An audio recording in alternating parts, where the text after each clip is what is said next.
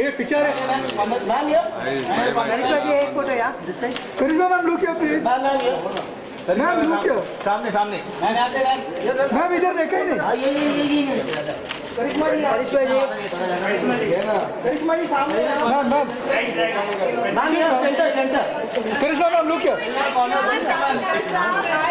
Karishma. चलो. Quickly inside. चलो. Hello.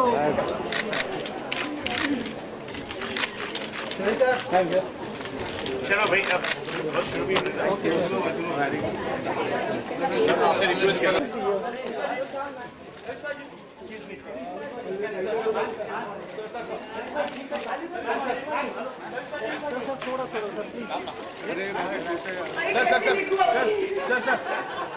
Sir थोड़ा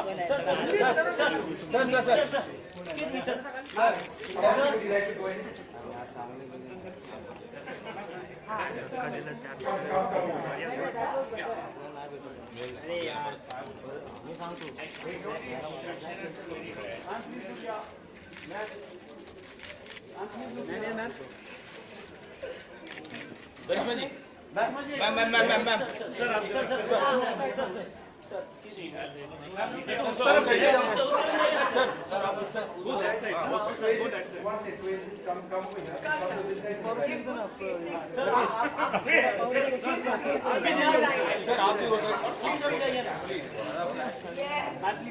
मैम सर आप भी सर थोड़ा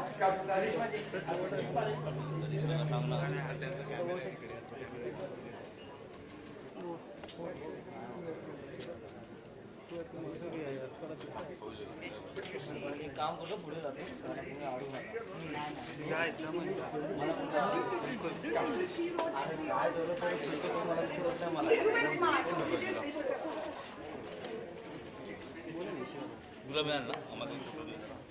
करिश्मा जी एक फोटो चाहिए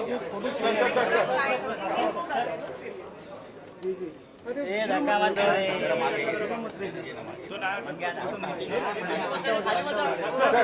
फोटो के लिए सर एक फोटो आ नहीं रहे वो लोग करिश्मा जी सामने करिश्मा मैम इधर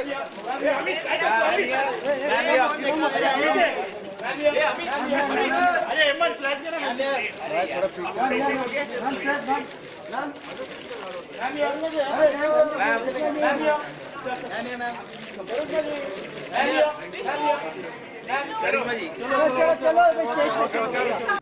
Hello and welcome to a very special program, a very special campaign, something that United Spirits and Ndtv have been working at very, very closely for the last several years. It's our Road to Safety campaign, and the goal is very simple. It is to protect lives, it is to save lives, it is to ensure that we are responsible as citizens. Drink responsibly is part of our pledge, but be responsible in how you conduct yourselves. Think about people who are in road accidents, protect those lives, and think about what you are doing to your friends and to your family if you are irresponsible in moments when really you should be thinking about those all around you. That's really what this campaign is all about. And I'm going to talk a little bit more about this campaign in a while from now, but we've got a lot of people across the country who've been actively involved with this, and I want to introduce some of our panelists in this discussion today. Karishma needs absolutely no introduction, and she's been associated with this in the past as well. Thank you once again very much for joining us. Abanti Shankaranarayanan is with United Spirits, someone who has, I would say, been a driving force in this campaign. It's very much her idea in working with us to get this going, and we've thought very carefully about how we are going to take this entire project forward, and Abanti will be talking about that among other things. Sohail Seth, the CEO of Consolage. Thanks very much, Sohail, for being with us. Saji Cherian with Save Life Foundation, an organization that has done incredible amounts of work when it comes to spreading awareness about road accidents in this country. And just to put this in perspective, in 2015, 1,41,633 people lost their lives in road accidents in India. These are government numbers. the number of people who die every year in road accidents is many times the number of people who have died in all of our wars put together since independence. Now, this is a reality check, and the programming that we are doing today, the discussion we are having today, is on the basis of these outrageous and very, very frightening numbers. We've also got very distinguished panelists elsewhere in this country who will be joining us, but today we've got Dr. Sanjay Oak. Thank you, sir, very much for being with us, the ex-dean of KEM College and the CEO of the Prince Ali Khan Hospital. Good to have you, sir.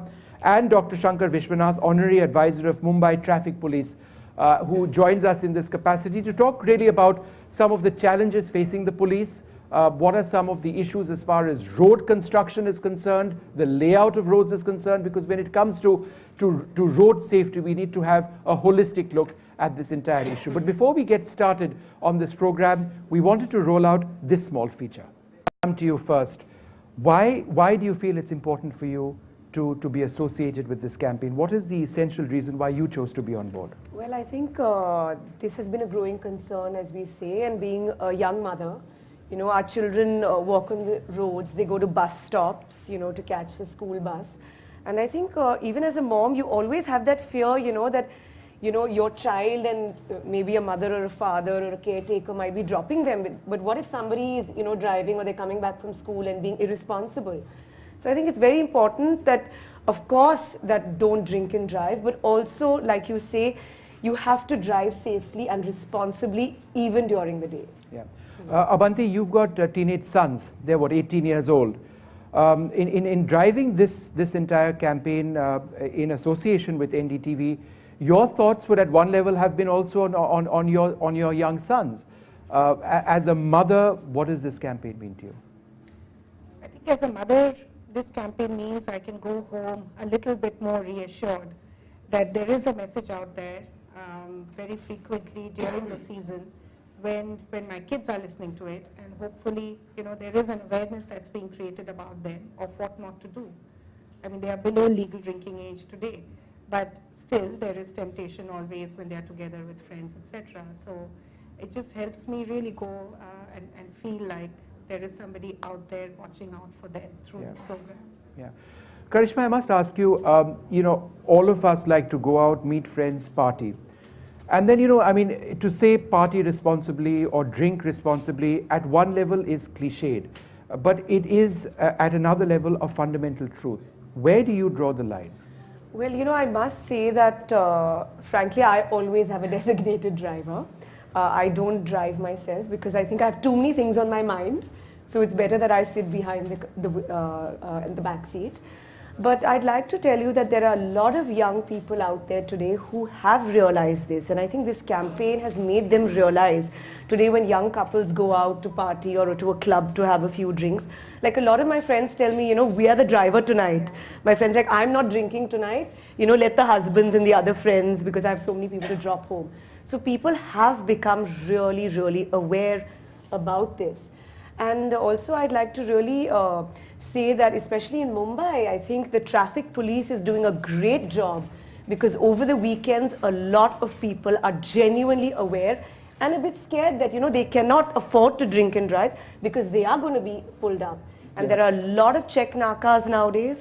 And I think people, the growing concern is out there and people have become really aware. Dr. Vishwanath, you want to add to that the role of the police in being proactive with new technologies available to them, also just spreading awareness and how something like this does make a difference on the ground? Yes, that is very much true. More than 18,000 people have been caught drunk and drive this year, and more people are very much aware, because we are also putting those 40 extra cameras on Marine Drive, Western Express Highway, Eastern Express Highway and all, especially for the purpose of stopping these racing motorbikes and all those things in the night. And they pose a danger for the common driver, who is not even aware that they are racing. And very difficult to catch hold of them because the policeman cannot race behind them at that speed. And hence these cameras are going to be very useful. And we have also got the e-challan systems, which are being, more than 6,000 cameras are being installed in Mumbai, out of which 4,000 are already installed. Yeah. And we are getting those data straight away from that, and we are sending those challans to their mobile numbers, and we are getting many mobile numbers from the petrol stations and all these things. You know, one incident where a poor constable was just taking a mobile number from a teenage driver, motorbiker, and his brother came and hit him and he died because of that. But so at least 50 constables die every year because of these road accidents all over Maharashtra. So therefore, this kind of awareness and lot of publicity is being done with that e-challan, BMS and all those things. And people in Mumbai are very much aware that they just can't take a chance with the police. You know, Sohail, the number I gave you, 1,41,633 people died in road accidents in 2015. I've got a number for the number of accident deaths and injuries because of drunk driving. 2015, 16,298 people had died in accidents of drunk driving. Or the total number of accidents. The total number of deaths of that 16,000, 6,755. Injuries, 18,813. These are underreported numbers, as you know, in a country as large as ours. But these numbers are absolutely horrific by any standard anywhere in the world. We have some of the most unsafe roads for various reasons. Where do you draw the line? What is your message when it comes, when you confront numbers like this? See, you know, while the campaign is genuinely laudable and there is no escaping this reality, there are three things that need to be done. Number one, we need education which is finite and with a purpose. We need demonstrable punishment for people who violate the laws. See, in this country, you can get away with blue murder. You know, you'll hit someone, the laws are so weak, person will get bail. I mean, there was this lady who ran over someone and, you know, driving the other side. We don't have demonstrable punishment. The third, which is very important, which I hope the doctor here will touch upon, is we have zero trauma apparatus around our centers, around our roads, around our cities. You know, we are talking about Bombay and Delhi. What happens when you're on national highways? When you're between villages, when you're between towns, small towns? The maximum number of deaths happen because there is no immediate trauma management. I sit on the board of the Indian Head Injury Foundation, and we're seeing in the IHIF, the figures that are reported is in the first 5 minutes, if you don't have that care, you lose the person. So I think it's very, very critical for us to look at it from a holistic point of view. It's not about just consumer education, it's not just about punishment, and certainly not just about cameras, but it's about the whole apparatus that you need to create. An ecosystem which prevents people from being irresponsible. You know, I've got 169 stitches on my head. I mean, that's partially the reason for my slight insanity. But I was knocked in by a drunk driver in Calcutta, and that was even before Mamata Banerjee was in power. So I can tell you, it's pretty dangerous when it happens. You've not spoken about this. Would you like to talk a little bit more?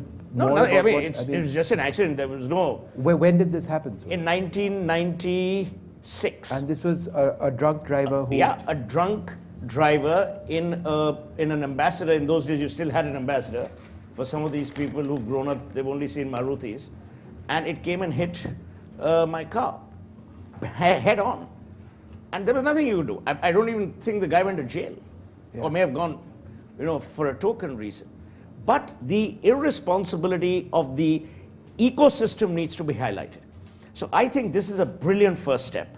You need to marry the political apparatus with the medical apparatus with the media machinery in order for all three things to work in harmony.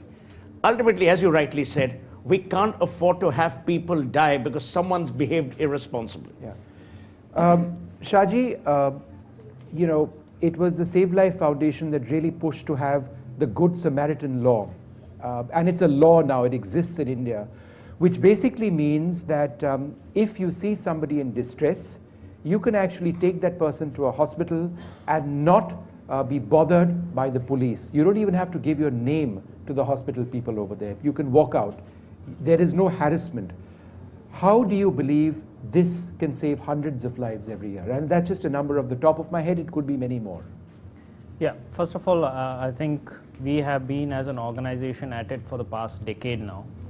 And in just the last 2-3 years, just to see the amount of dialogue and conversation around road safety is really heartening for us as an organization. I want to congratulate Ndtv and Diageo for taking this initiative, not just for a year now. I'm seeing this, it's every year, so it's great.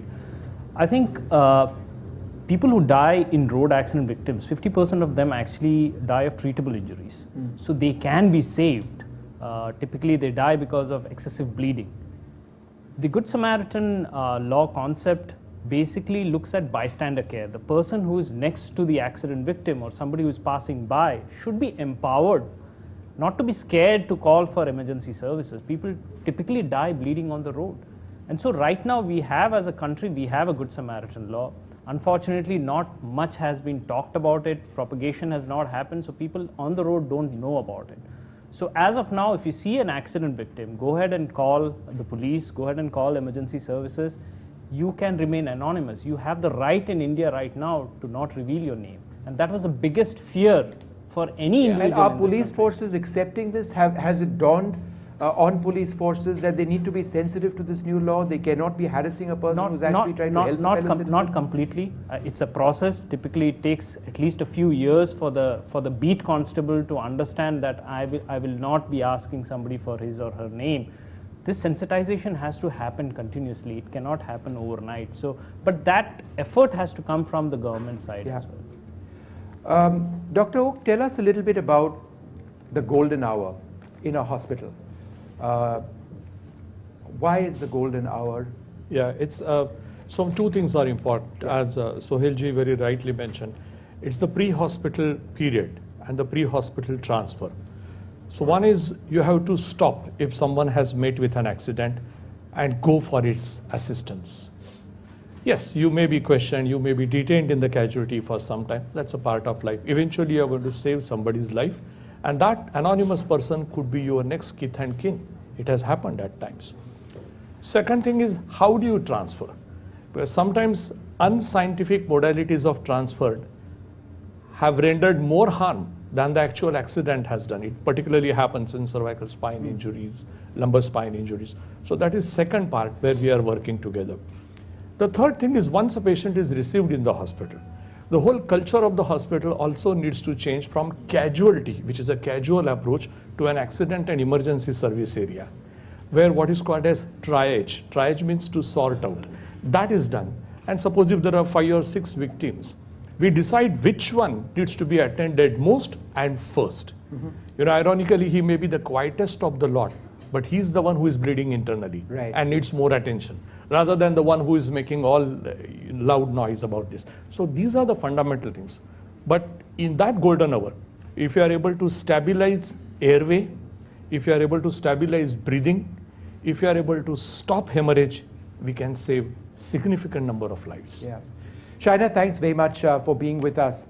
The road safety bill is something that this government has spoken about, the minister has spoken about extensively, but it's difficult to actually get all parties and all states to accept it, because where does the funding come from? And so despite the best intention to push this forward, it's not happened. Is this going to happen soon? Can we expect it by this government? Absolutely, without a doubt, and I say it because I have the conviction that Nitin Gadkari is the correct minister at the right place and somebody who has championed road safety. You know, we've lost some of our greatest leaders also, not as if it's a token to leadership, but you take Gopinath Munde's case. I mean, it was most tragic how he just lost his life. Yes. And I think that that has also been something that has been discussed internally in the party on multiple occasions. Not that I'm suggesting a life of a politician is more than the life of any other citizen. But you look at what Nitin Gadkari himself is doing. I mean, he has not just talked about this bill and championing the cause, but he has got all stakeholders. And correct me if I'm wrong, people like Dr. Oak have also been consulted. So there are stakeholders from various fields, and I think that what they have talked about and what Sohail said is so correct, that you have an accident, you have the immediate medical facility that is required, and then you have people like the Good Samaritans who are talking about the importance of bystanders. I'd like to question, even in a city like Mumbai, if we do see an accident, how many of us actually stop? all of us think, let's not get into this jhanjat. Yeah. Who wants to be a witness? Who wants to go to court? you wanted to say something? Who wants to be a part of this whole problem and not realizing where you're going to go? So I think where it's important as a political class is also to give faith to the bystanders, that you have a moral responsibility, a legal responsibility, more importantly, you're a human being. And this could happen to any of us, so we must participate. See, there is a very critical thing which governments of today are ignoring. And whether it's BJP, Congress, they're all the same in this regard. Which is, when we were growing up, if you remember, we were part of the Boy Scouts movement. I mean, I'm sure girls were part of the Girl Scout movement, we hope. We were also part of NCC. One of the fundamental things that were taught were primary first aid care to people. All of that is missing from our curriculum. So even young children, who, by the way, have the greatest propensity to help, teenagers, you know, they're the ones who are more courageous than the middle-aged, as it were. That, you know, identified education, sorry, needs to be brought back into the system. We don't know how to administer first aid. We don't know how to prevent bleeding. So true. And these are critical things which need to come back into the curriculum. Part of what you've been doing is CPR training, right? Yeah. And who typically wants to actually learn about CPR skills and be certified in it? I mean, should it really be part of our school education, our curriculum? Absolutely. I think CPR is not just for road accidents cases. It can happen in our homes as well. If somebody is having a heart attack, you can use that training and help out your own kith and kin. But I think what's important is to understand who is the first responder, right? Even in a city like Bombay, typically it's always the beat cop or the police person who is actually around. But if you see, he will not be trained how to handle a victim. You know? So I think, as what Suhail said, that we need to look at it holistically, whether it's drink driving, what works in drink driving, is enforcement is what works in drink driving, what works in roads and how we construct our roads is engineering. You were mentioning about the bill. Let me say that the government in the past 2 years has done incredible work to ensure that new legislation, a stronger legislation can be brought in. As you said, there were opposition from the states, but now they have an amendment bill which they have worked through. Yeah. And right now it's in the parliament. Now it's the parliament's responsibility, as you know what's happening in Yeah. the parliament as of now. Parliament is So I think it has to be a collective responsibility. Sure. Everybody has to get in there and get this thing passed. Sure. You know, I also want to say something about people like Karishma who are supporting these things. Bollywood has a very, very pervasive influence over shaping minds. You know, I'm glad that people from the film industry, people from sport, so Virat Kohli, are coming out and talking about these things. For far too long, we've brushed this under the carpet because as long as it doesn't happen to me, it's not important. But what we don't realize is we are actually going down a spiral which we will never recover from. For instance, now the police. The police still in this country, despite Narendra Modi's Digital India and you know, all that other stuff, we don't have a record of actually violations of drunk driving norms. You know, the DIU norms in America, DUI, whatever, you know, those norms need to be imposed here. Yeah. You need people for their licenses to be taken away. You need all of that. And finally, I would be delighted if a news channel would actually shame people and call it the road of rogues. So all the people who've been arrested that month for drunk driving, put their names on the ticker. It'll be a great idea.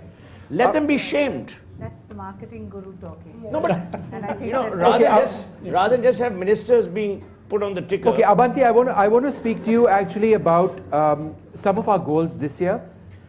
Celebrate responsibly, never drink and drive, and always have a designated driver. Before you answer that, I want to ask you about the reception this campaign has had, not just in the big cities, but we've taken it across elsewhere. So what's the reception been, which is why we really want to keep doing this?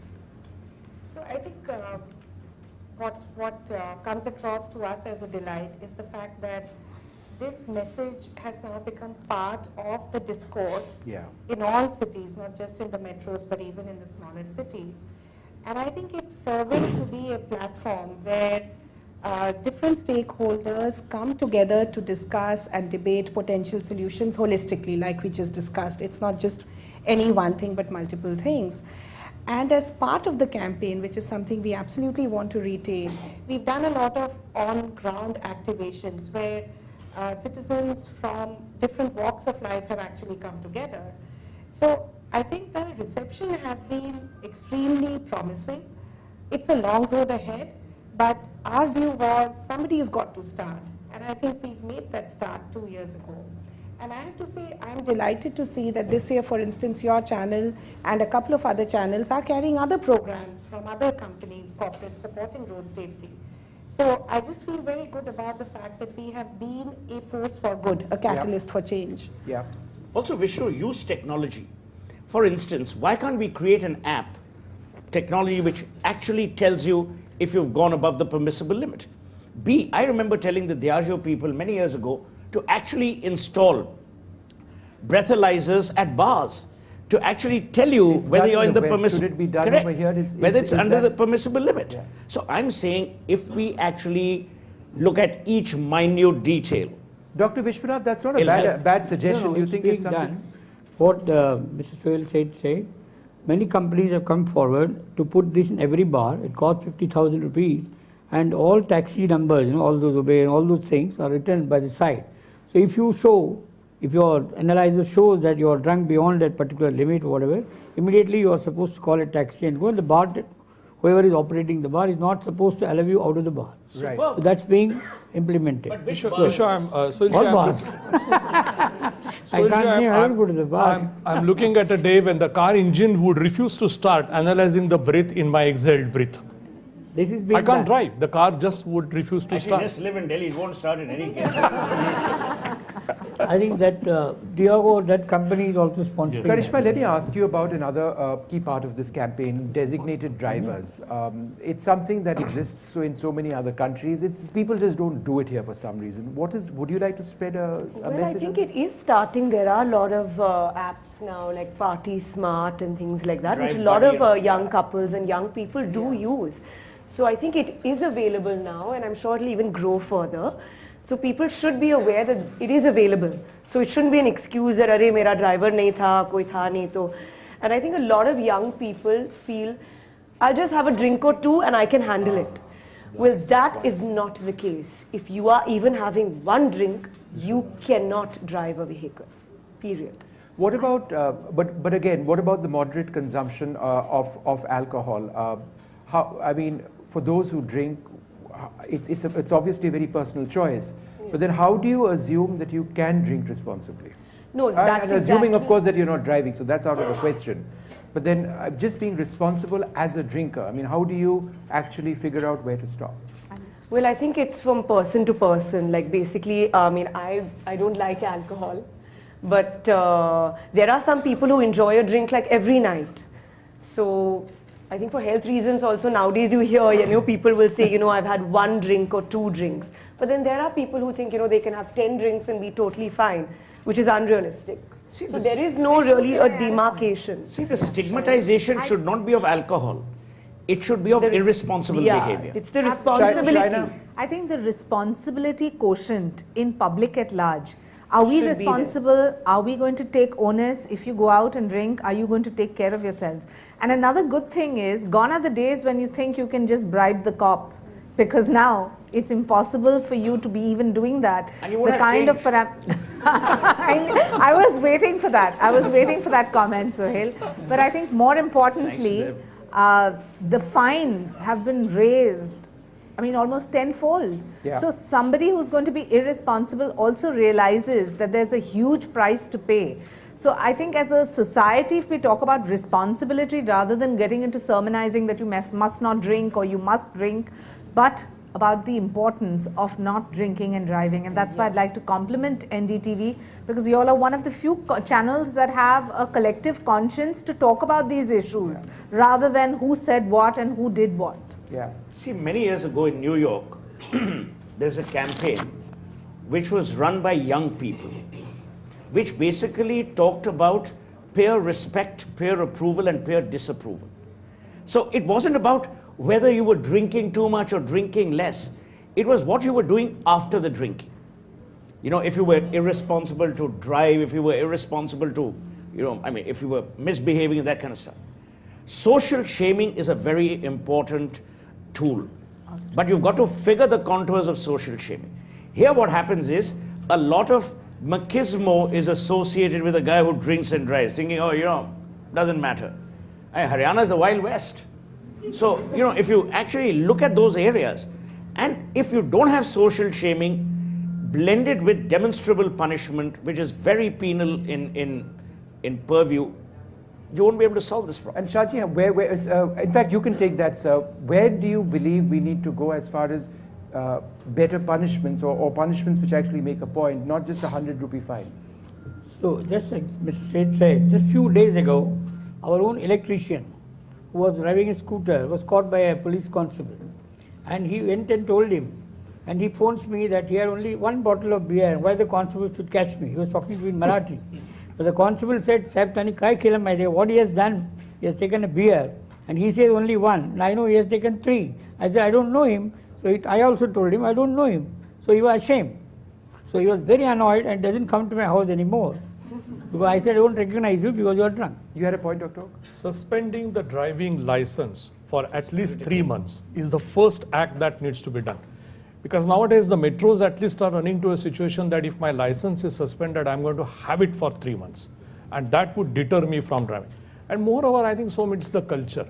I should be ashamed of taking away life by my reckless act, something which he has done, something which he has given. I have no moral authority, any authority to take the life away by doing an accident. Okay, well, we are almost completely out of time, but Abanti, one last question to you. Going forward, what are some of your ideas? Because we've done this for 3 years, we've really tried hard to spread this message, but going forward, what else do you think we can work towards in shaping public opinion, in going on the right road, as it were? So I think 3 things really. The first is that we kind of continue to create awareness around new laws and new legislation which have come in. So last year we did the Good Samaritan. This year, hopefully, if the Motor Vehicles Act comes through with the Parliament, then really creating that awareness. I think that's important. The second is, how do we, make sure that the on-ground momentum is spread to more cities, more people. So, in marketing language, we say broaden the reach of what we are doing. And third is really, how do we bring in more engagement and not just, one-way kind of sermonization. And that's why we thought for this season, we're actually going to move from a negative message like don't drink and drive, which feels like a stick, to a rallying cry for a positive action, which is get a designated driver, so that people know, okay, I don't do that, but then what do I do? And so we make that the mantra, so there is a behavior shift that people can connect to and get engaged with. All right, well, I'd like to thank all of our panelists today for joining us on this. We have time for questions, which we will take.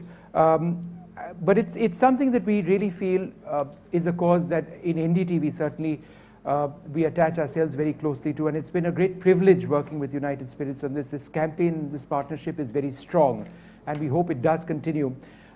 We've got young students over here, young professionals over here.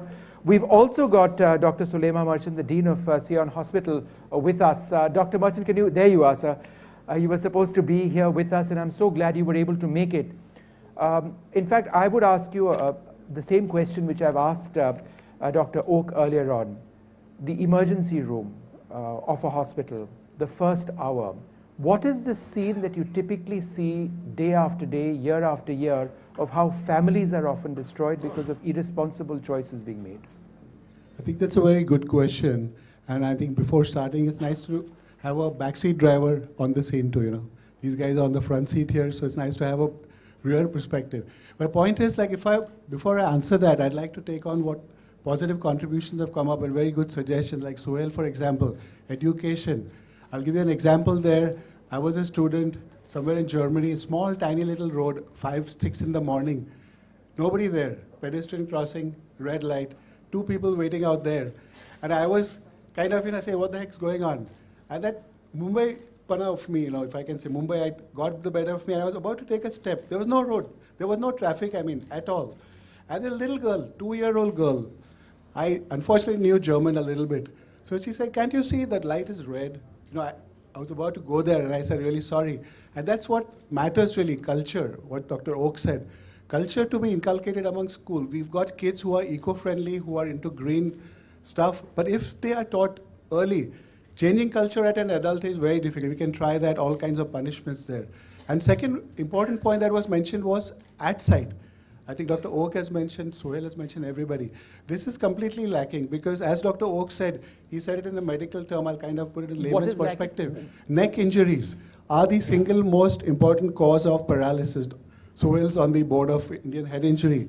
And immobilization, anybody who's there.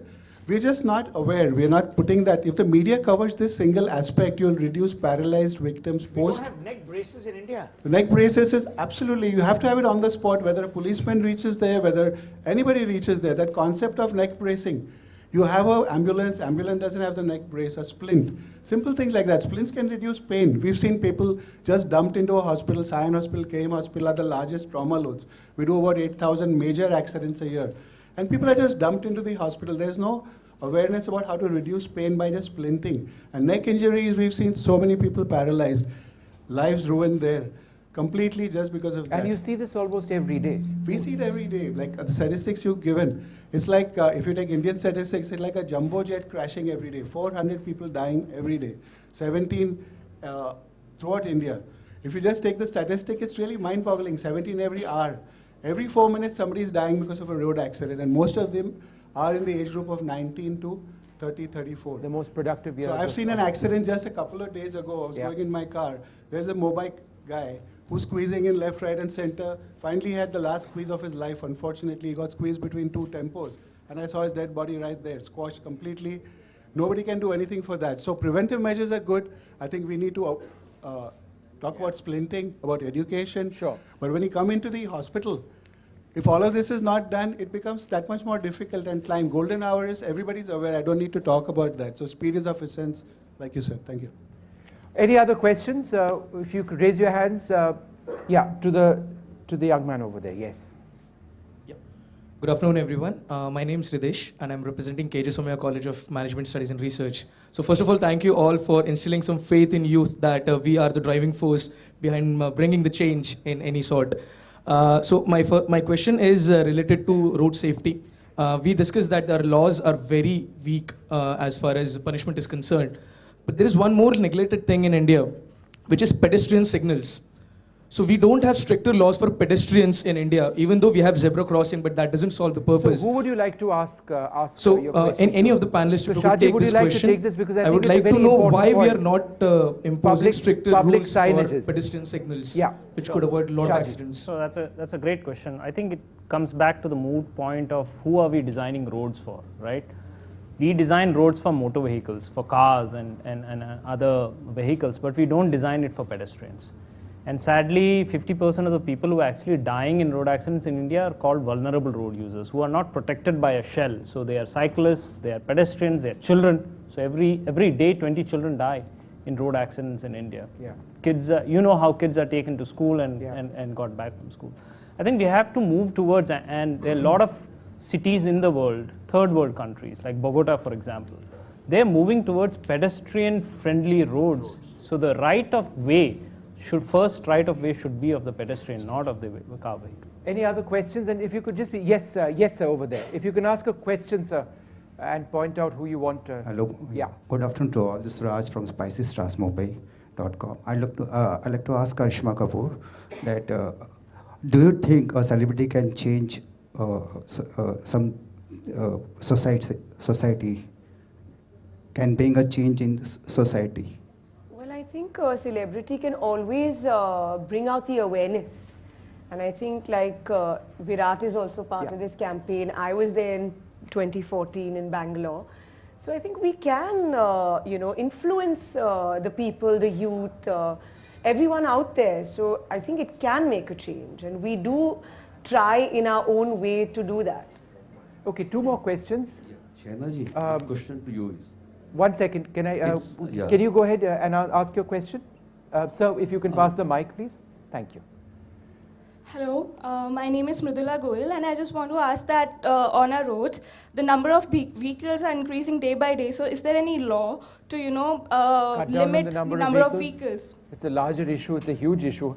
I think it's well beyond the scope of this program. Many of the road accidents actually take It's place that's a valid lot point. of Would anybody like to vehicles- give an abbreviated? Of the environment and the pollution also caused due to vehicles, and of course road safety being one of the byproducts of it.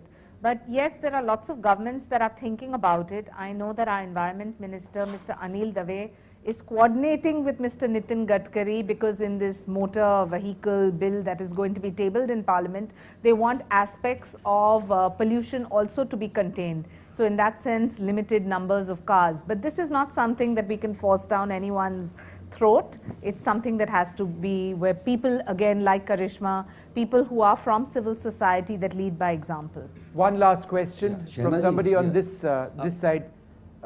Yes, go ahead. Excuse in the me. center. I have to ask now. So no, can I just decide? Can I decide who's asking? Yes, go ahead. We'll just bring the mic across.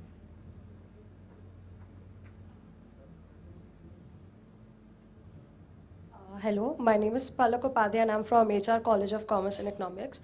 My question is that the present government, they are bringing a lot of changes and they are good. But as Sir mentioned that the medical facilities which are provided are not so enhanced. So when are we going to see? Because see, when I was... When are we going to see what?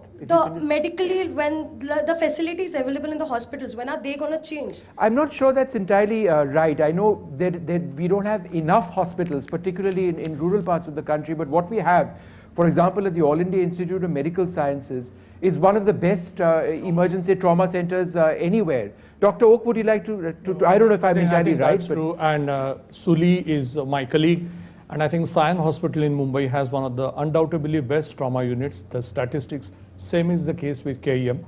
So, the public and private sectors both make their efforts to chip in at the time of acute trauma emergency care.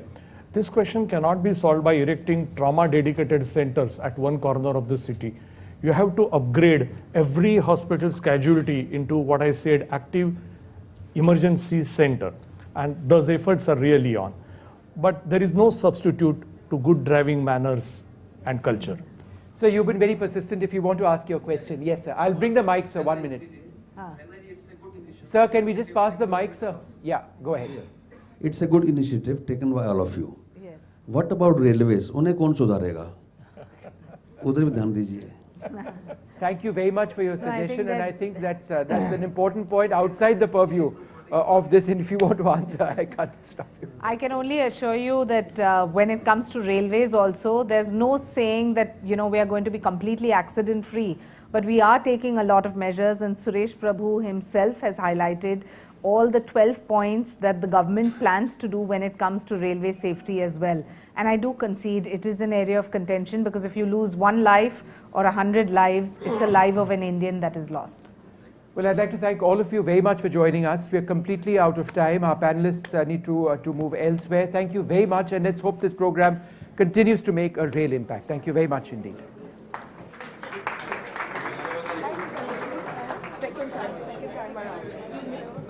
Thank you, sir. Thank you. Thank you.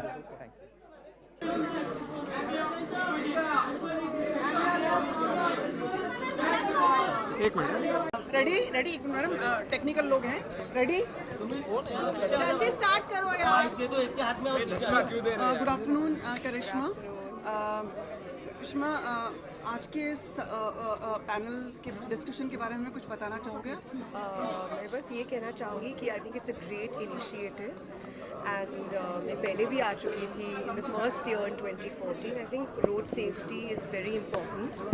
हमारे छोटे बच्चे हैं, हमारे family members हैं, and I think people should be more responsible जब वो vehicle चला रहे हैं. They should not drink and drive. और अगर आपने पिया भी है, but then you have to have a designated driver. आप नहीं सोच सकते कि नहीं मैं तो गाड़ी चलाने वाला हूँ, तो ये नहीं हो सकता. And I think it's a good way to create awareness that we're all there to tell people to be responsible and keep our roads safe, keep our families safe. कोई और क्वेश्चन पूछिए भाई. मैम एजुकेशन कितना important role play Well, I think education is most important. I think even as a mom, you know, we educate our children to, you know, walk on the road safely, hold an adult's hand, you know, while crossing the road.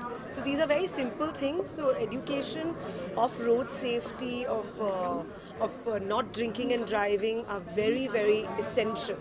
Okay last question मैं आपसे ये करूँगा एक कानून बना है कि आप एनोनिमस रह सकते हो हाँ जी गुड समैरिटन लॉ आप अपील करें आई थिंक सबको पता होना चाहिए that there is a good samaritan law out there कि अगर आपने किसी को देखा है जो ट्रॉमा में है ट्रबल में है आप प्लीज़ ऐसा मत सोचिए कि बेटर यू नो हम इन्वॉल्व नहीं हुए अगर आप इन्वॉल्व होते भी हो you will not be questioned, you will be a good Samaritan saving someone's life. Demonetization of currency हुआ है आप कितने Thank you. Done. Thank you. Yeah.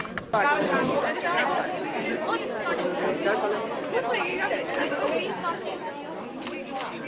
Come in front even, you're all welcome.